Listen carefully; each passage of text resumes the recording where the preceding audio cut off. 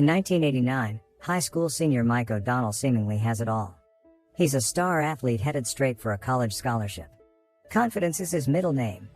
He has a beautiful girlfriend, Scarlett, who informs him she's pregnant just before his big game. In the middle of the game, Mike gives up everything to be with her and the baby. In the present, Mike is staying with Ned, an insanely rich friend from high school. Mike has been kicked out of the house by Scarlett. While eating breakfast, he's visibly annoyed by Ned's munching on Cap'n Crunch. Silver lining is that after 16 years on the job, he's about to be promoted to regional sales manager. Again, he's out of luck. Wendy, who has only been with the company for 2 months, gets the promotion. As an excuse, his boss tells him he's too valuable to be promoted. As if the day could not get any worse for him. He returns to his high school and reminisces about his basketball awards and the life he could have had. The janitor shows up out of nowhere and talks to Mike like he knows him very well. He asks him if he had the chance to do it all over again, would he? Yeah, I would. Just as his daughter Maggie arrives, the janitor puffed. He spends some family time with his son Alex and Maggie, who, it turns out, has been accepted to Georgetown College. Mike asks about his son's basketball practices. Alex is clearly disinterested. His kids pay no attention to him. Scarlett destroys Mike's belongings in the backyard. The divorce is coming up in 2 weeks, and she accuses Mike of making excuses his whole life, like how he could have had a much better life if he hadn't ran after Scarlett and got the scholarship.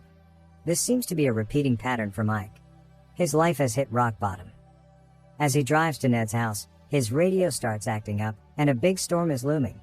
Mike sees the mysterious janitor standing on a railing. The truck drives by and he's gone again. When Mike checks the water, he sees a water spout and himself when he was 17. He falls in. In the morning he is back at Ned's, washing off the dirt.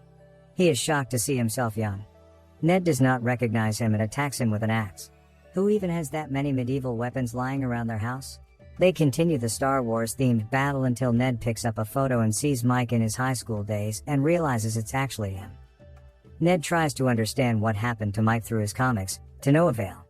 Mike knows it was the janitor. He goes to the school to look for him. It turns out there is only one janitor at this school and she is a lady. Mike notices a puddle and follows it. The puddle leads him to the basketball court. He deciphers that his spirit guide, aka the janitor, wants him to relive his senior year. At home, Ned is just casually playing on his 5 monitors. He yells in Mike's face that he will never ever go back there. A moment later, he is at the school pretending to be Mike's father to enroll him in. Mike is dressed in what 80s kids would consider hip. When they are called in to see the principal, Jane, it is as if Ned sees an attractive woman for the first time and can barely keep his hands to himself. After a few inappropriate comments and an embarrassed laugh, Mike is accepted. And they finally leave. When Mike realizes he looks like a fool in the hall, Ned buys him a new Audi and some fancy clothes. Even after all that, I would not call his first day of school heavenly. He gets a call from Scarlett about the divorce, which he completely forgot about, and they reschedule. After he finishes his call, he sees Alex, his son, in a sticky situation. Mike helps him out, and they bond over lunch. Since Mike is new here, Alex tells him everything about the school, from the hottest girl Nicole to the biggest bully Stan. He was the one who taped him to the toilet and he's Maggie's boyfriend. Mike is shocked at how little he knows about his kids. Mike stares at Stan and makes him come over to Alex and bully him. This infuriates Mike, and when asked what he's going to do about it, he replies like a father. "I am going to call your parents." The whole cafeteria burst into laughter. Stan checks his reflexes, a failed attempt. Everyone in the cafeteria falls silent as Mike begins to tell why Stan is a bully while juggling the ball. Long story short, Stan has a small wiener. Mike realizes he is a bad father and tells it to Ned. His son has spent the last year being the school's punching bag, and that his daughter is getting a tongue bath from a jerk. He concludes that he turned 17 again to set his kids on the right path. He visits Alex and notes that he shoots 3-point shots without a problem and tells him he's going to get him on the team. Scarlett arrives after a happy hour and can't get over the fact that young Mike looks just like her husband when he was young, obviously because it is him.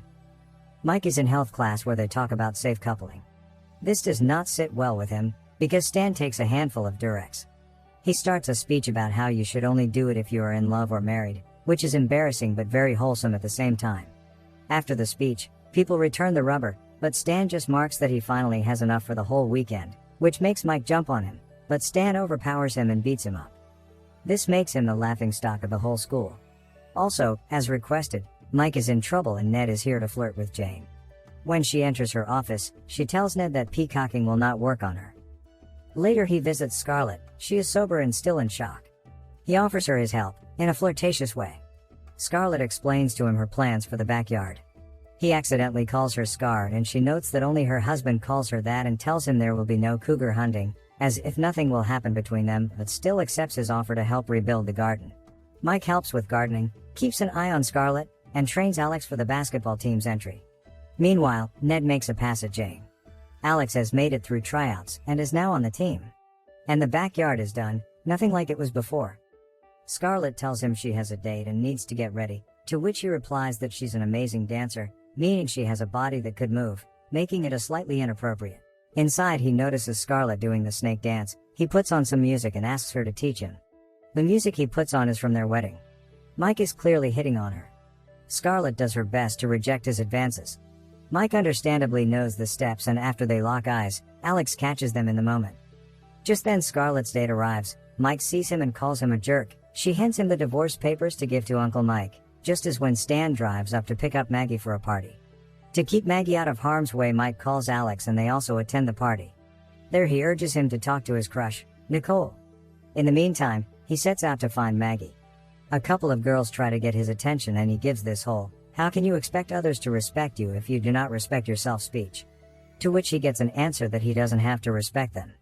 One of the girls even kicks it up a notch by saying that he doesn't even have to remember her name.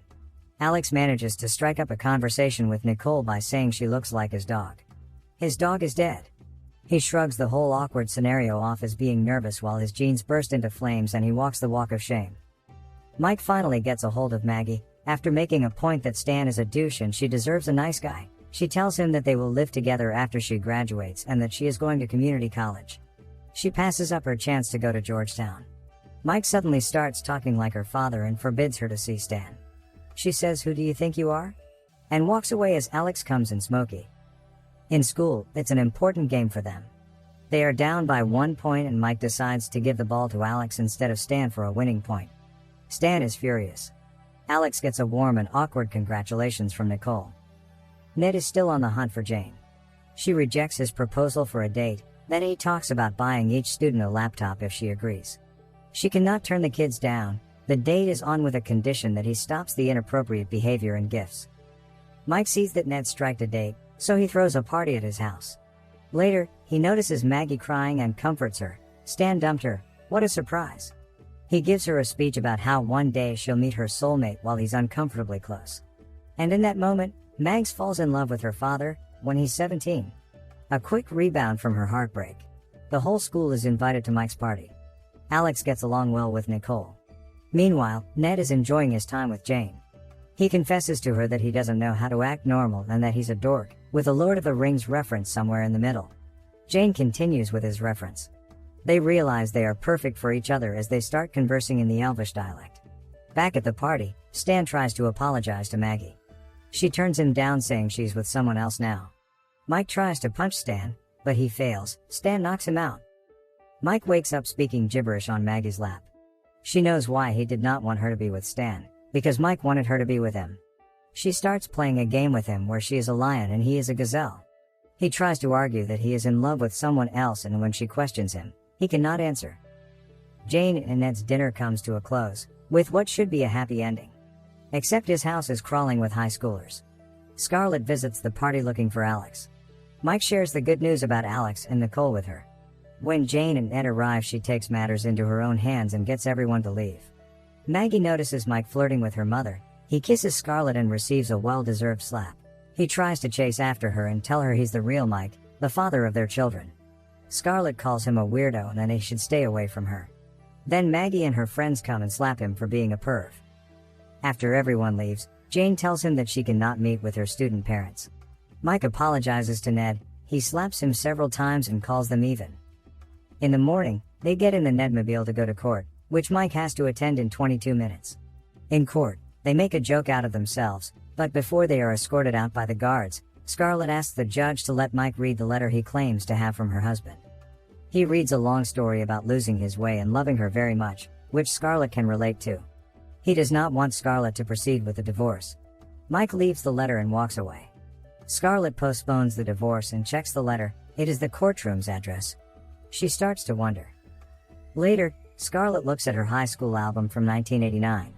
Mike from then looks exactly the same as Mike from now. A scout will be at Mike's scholarship game today, just like in 1989, and Scarlett is there with Maggie to watch the game. Ned comes to the game to ask Jane for another chance. She says she cannot be seen with her student parents. Ned says that no one can see him because he wears an invisibility cloak. That phrase mesmerizes Jane and she says that he can plunder her dungeon anytime, if you know what I mean. Before the game starts, Mike shows Scarlett a move he did back in the old days that sets Scarlett off and she realizes that it is her husband Mike. As before, Mike pauses with the ball in his hands. When he sees Scarlett leave, he leaves the ball and rushes after her, implying that if he had the chance, he wouldn't have changed a thing and would want to be with her all over again. Scarlett is the best decision Mike ever made, he just forgot about it. He tries to explain to her about the 17-year-old thing and that he wants to spend the rest of his life with her. They make up. The end.